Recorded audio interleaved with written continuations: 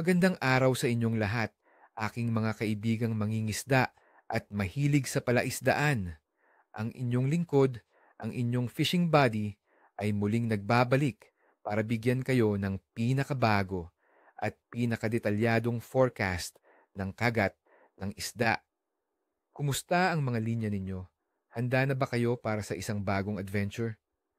Ngayong araw, 17 Nobyembre, 2025, may kakaibang inihahanda ang panahon para sa atin dito sa Pilipinas. Kadalasan, ang Nobyembre ay simula ng tag-araw, pero may dala itong sorpresa na tiyak na apektado ang ating pangingisda. Kaya naman, huwag na nating patagalin pa, simulan na natin ang ating malalimang pagsusuri. Alam kong marami sa atin ang nag-iisip, magandang araw ba talaga ito para mangisda? Well, sabihin na nating ang araw na ito ay puno ng hamon, pero mayroon din itong mga pagkakataon para sa matatalinong mangingisda. Huwag kayong mag-alala, bibigyan ko kayo ng mga tips at diskarte para kahit ano pa ang ihanda ng panahon, hindi tayo uuwing bigo. Mga uri ng isda at ang ating mga diskarte. Para sa araw na ito na may malakas na ulan at bahagyang maulap, ang ating target ay ang tatlong paborito nating isda na kilalang lumalaban at masarap i-ulam, ang lapu-lapu, talilong at maya-maya. Para sa lapu-lapu, grouper. Kung lapu-lapu ang target ninyo, mga kaibigan, dapat hanapin ninyo sila sa mas malalim na bahagi ng dagat, malapit sa mga batuhan, coral reefs, o mga bahaging may matigas na istruktura. Bakit doon? Dahil sa malakas na ulan at posibleng pagbabago ng agos, mas pipiliin nilang magtago sa mga protektadong lugar. Kapag may bagyo, mas gusto ng lapu-lapu ang mas stable na kondisyon sa ilalim. Anong gamit? Gumamit kayo ng matibay na linya at rod. Ang live bait tulad ng hipon or maliliit na isda ang pinakamabisang patuka. Subukan din ng jigs, lalo na yung may mga kulay na nakakaakit sa malabong tubig. Ibaba ninyo ang inyong patuka sa mismong ilalim o malapit sa istruktura. Konting paggalaw lang ng inyong patuka para akalain ng lapu-lapu na may nasugatang biktima. Ito ay isang maliit na kasanayan sa aking karanasan na palaging nagbubunga. Para sa talilong, mullet. Ang talilong naman ay madalas nating makikita sa mga ilog, estero at mababaw na bahagi ng dagat na may buhangin o putik na ilalim. Ngayong may malakas na ulan, posibleng gumulo ang tubig at ito ay pagkakataon para sa talilong na maghanap ng pagkain. Sa medyo malabong tubig, mas nagiging aktibo sila. Anong gamit? Simple lang ang talilong. Mga kaibigan, maliliit na kawil, manipis na linya, ang tinapay na minasa, bulate, o kahit maliliit na artificial flies ay epektibo.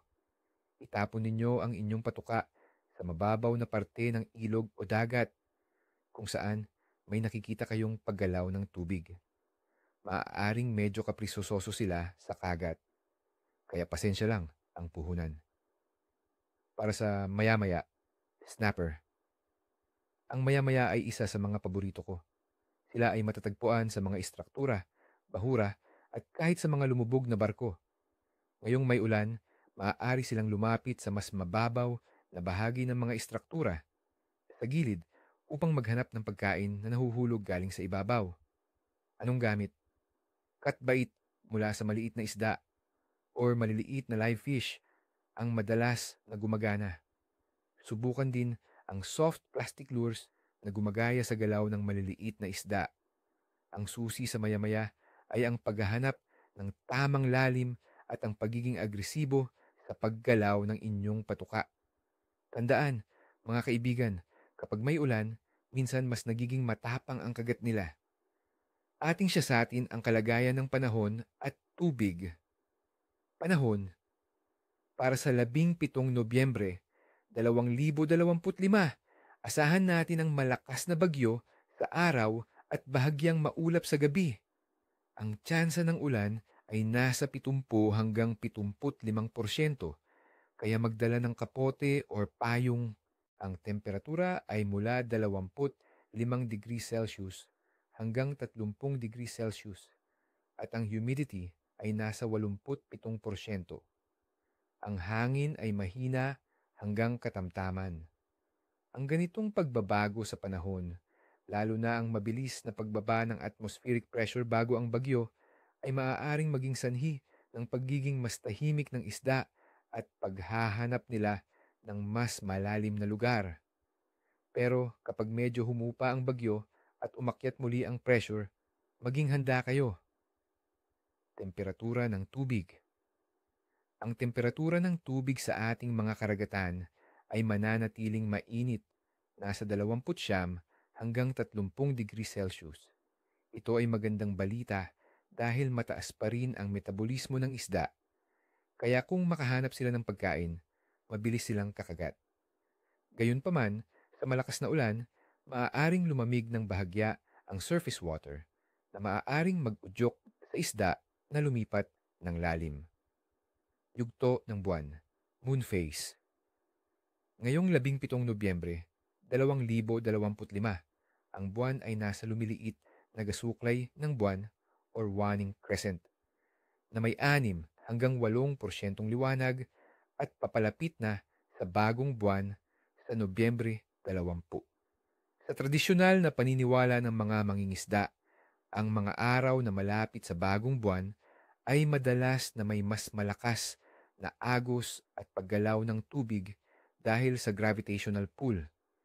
Ito ay maaaring mag-udyok sa mga isda na maging mas aktibo sa paghahanap ng pagkain kahit pa may masamang panahon sa itaas.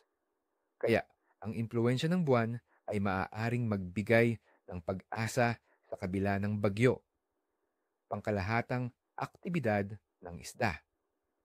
Sa pangkalahatan, dahil sa transisyon ng panahon at ang epekto ng papalapit na bagong buwan sa agos, ang kagat ng isda ngayong araw ay masasabi nating kaprisoso.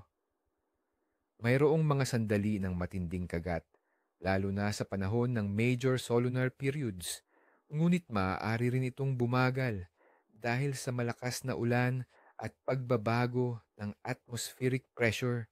Magiging susi ang pagiging flexible ninyo sa inyong mga diskarte at ang patuloy na paghahanap ng tamang lugar. Huling hirit. Ayan na mga kaibigan, ang ating kumpletong forecast para sa 17 Nobyembre 2025. Tandaan, ang pangingisda ay hindi lang tungkol sa paghuli, kundi sa karanasan at pag-aaral sa bawat paglabas. Manatiling ligtas sa tubig at laging maging handa sa pagbabago ng panahon. Naway maging puno ng kagalakan at tagumpay ang inyong pangingisda. Ni Buntot ni Kaliskis, huwag kalimutang i-like ang video na ito. Mag-subscribe kung bago pa lang kayo sa channel at pindutin ang notification bell para updated kayo sa lahat ng ating fishing tips at adventures. At syempre, gusto kong marinig ang inyong mga karanasan. Ano ang pinakamalaking huli ninyo sa tag-ulan? May iba pa ba kayong diskarte na gustong ibahagi? I-comment lang sa baba. Hanggang sa susunod na forecast, tight lines, mga kaibigan.